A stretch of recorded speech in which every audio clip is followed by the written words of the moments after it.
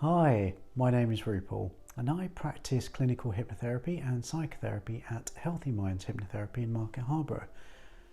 I'm going to talk to you a little about how we're all expected to do our best to homeschool our kids whilst we also juggle responsibilities for work, cook 3 meals a day and clean up, not to mention all the snacks in between, making sure there's enough food in the fridge, in addition to other commitments we might have for possibly elderly relatives or those who regularly need our attention.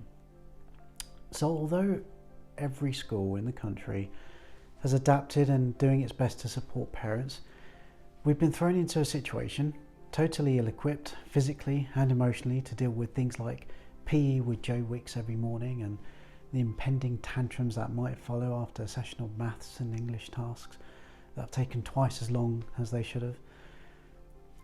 We're not teachers.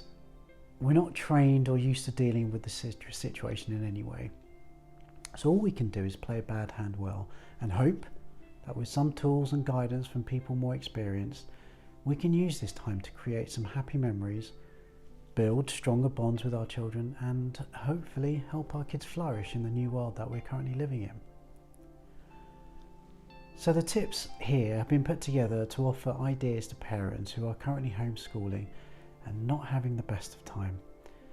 You might be in a situation where you're required to work from home and have more than one child you're expected to help at the same time. That's tough. Hopefully, some of the tips and useful techniques you'll find in the video will enable you to manage and cope better, so you and your little ones can look back on these days with some fond memories. A lot of the information is about helping kids cope through the changes, but there's also some tips to help parents who are struggling and how best you can get throughout the day without feeling stressed, guilty, or even dreading another day of homeschooling. The video is aimed at primary school children, however the techniques can be easily adapted to suit children of any age. My first suggestion is to get some routine. Both kids and grown-ups love routine, and although every day feels the same at the moment, if the daily routine isn't properly planned out, then the day can easily turn into a struggle for both parents and children as you fight to get those tasks completed. Children often respond better when they know what's expected of them beforehand, and if they're involved in the process and can visually see in the morning what they have to do and the order in which things will happen, they're more likely just to accept it and crack on. That's when a routine chart, or sometimes called a reward chart, comes in really handy. This can have a profound effect on children, and the example here where you can write your child's name, put any relevant tasks down, for example, have breakfast, do maths homework, do some reading, have a snack, eat lunch. When your child can clearly see what's happening next, they're more likely to get things done with less struggle. You might even find they want to get their tasks done quicker because you've decided they can have their favourite treat at lunchtime. The key thing here to remember is that you've involved the child in setting up the process so they feel like they own this process and this routine, as well as them having visibility of what's happening next or later on in the day. Often we as grown-ups forget that we control our kids' lives all the time, and by giving them this opportunity to get involved and seeing what their day looks like gives them back some control.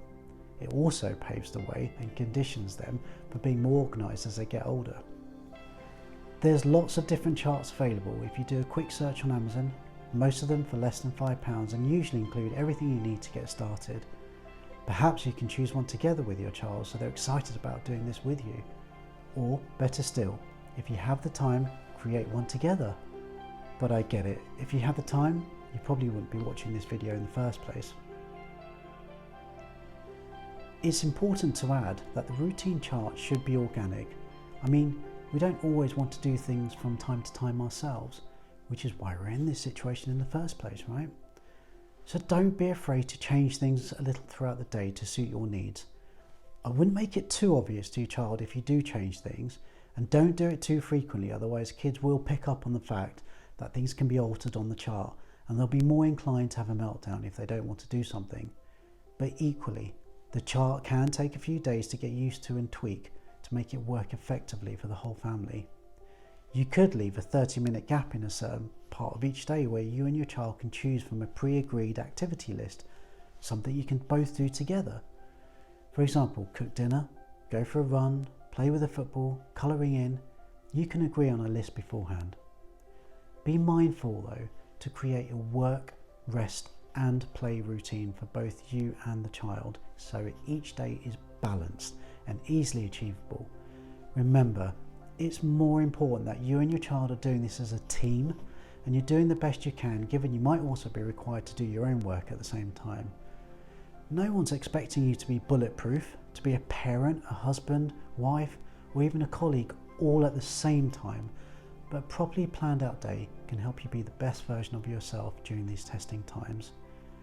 After a few days of doing this, I'm confident at the end of each day you'll start to feel better about how the day went, less guilty about how much work you did or didn't do, and generally have a better bond with your child and feel more at peace.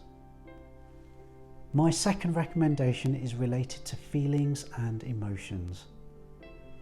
Emotions are a strange thing, and even as grown-ups we can struggle to understand them fully and express ourselves.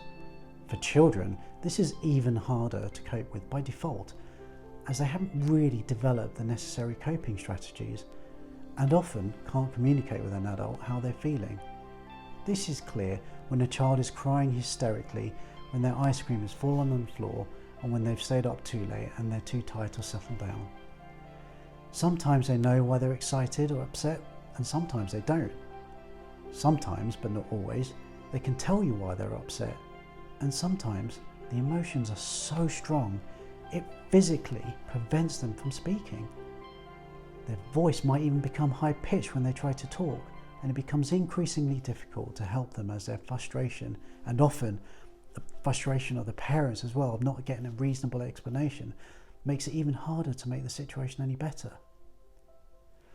This is becoming quite a common occurrence during homeschooling, and unfortunately the more stressed we are as parents, the more detrimental it becomes to our relationship with our kids and can lead to more serious behavioural problems long term. So the first thing I want to talk about now is when you're in the moment and dealing with a child crying incessantly. We may know the reason. It's pretty obvious when they're crying if they've dropped their ice cream. If it's obvious, then the best thing you can do is to tell your child that you know why they're upset. You're upset because you've dropped your ice cream.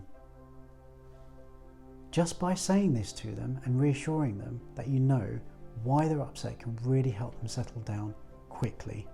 Most of the time, they cry for ages in this situation because they really want to tell you, but they just can't get the words out. So by letting them know that you know what's upsetting them instantly relieves that need they have to tell you, and they'll settle down quicker.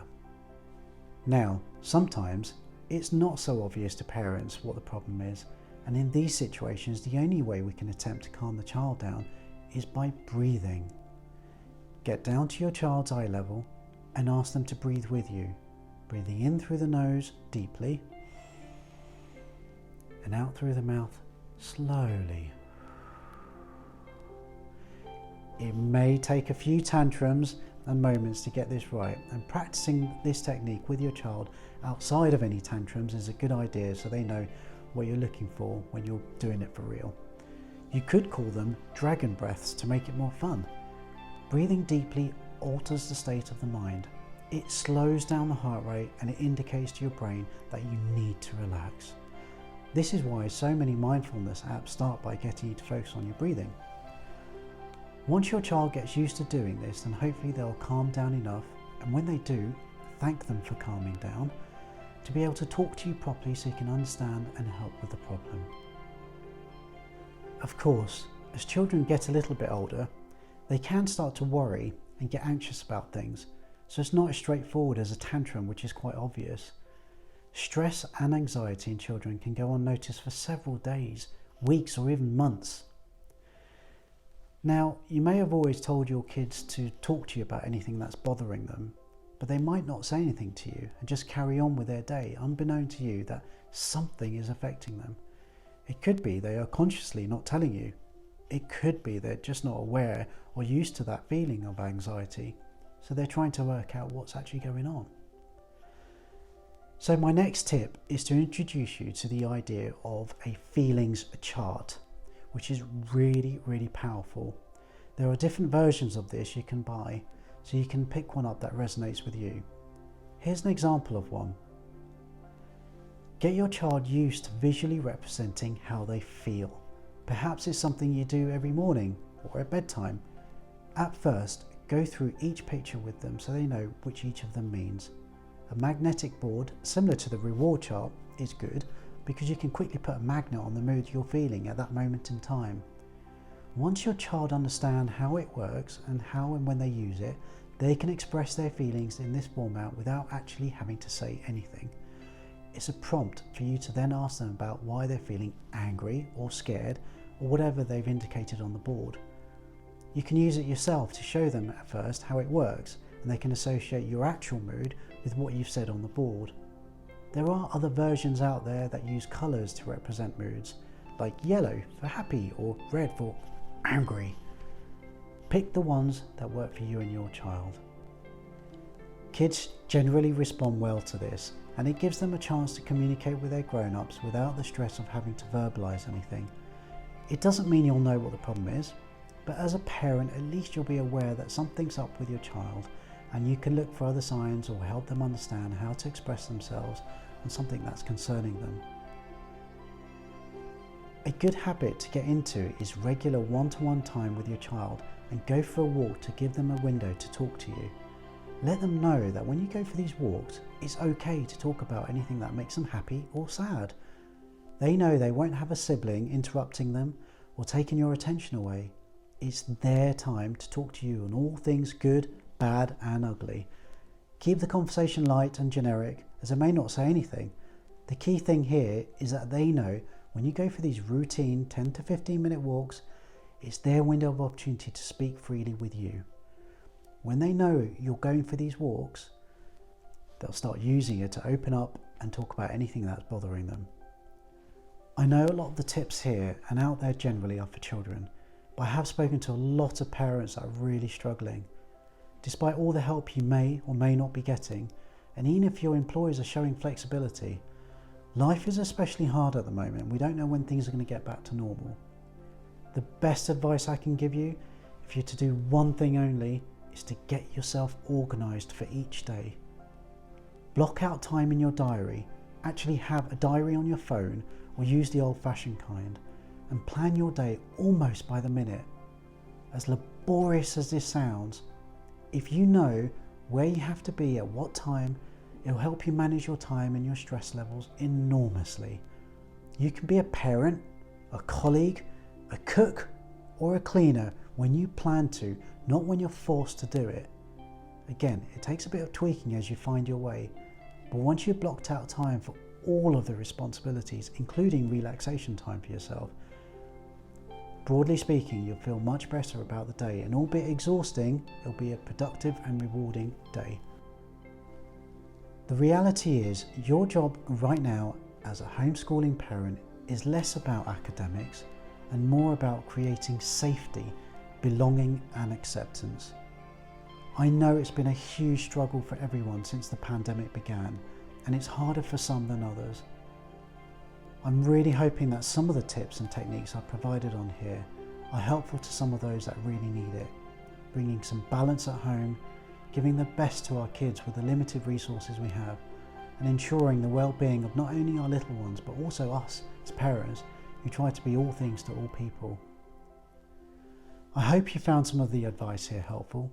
If you've got any questions or would like to talk further, then feel free to drop me an email that's shown on the screen below. Bye for now.